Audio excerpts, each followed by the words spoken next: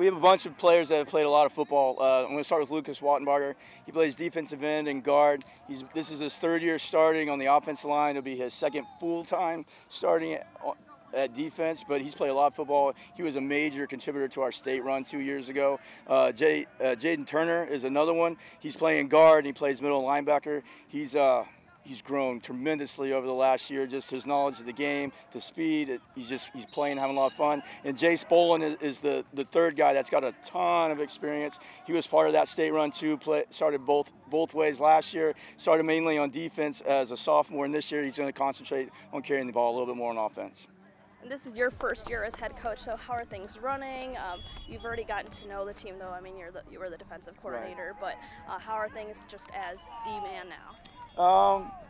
They're about the same. You know, just the responsibilities on different ends are a little bit different, but football-wise, I feel like it's going really well. They've kind of grasped it. When I came 2 years ago, they kind of grasped what I was talking about, and now we're just trying to build on that, keep building on that. But, you know, Andy McFarland did a really good job building the foundation. Before him was Coach Gosh. So it's been a really easy transition for me to step into this position. How vital is it to have a coach like you who had that experience to go to state, have kids still on the team that went to state that can teach these underclassmen or maybe guys that are finally on varsity the way to go all the way? And that's what I'm building on. I mean, I'm leaning on those kids with that experience to show them what it looks like in practice every day. You know, the game-like reps during that practice time. You can't take time off. Everything's a grind, and that's why we're going to try to grind out and get back this year. We'll see what happens. And as if trying to build up a team is not enough, you guys have the conference change as well. So what is this program expecting out of that? I feel like we're going to play our ball. You know, we're going to do what we do and try to give everybody else fits and just compete. You know, there's some good teams in the Mid-Lakes, and we're excited about joining it.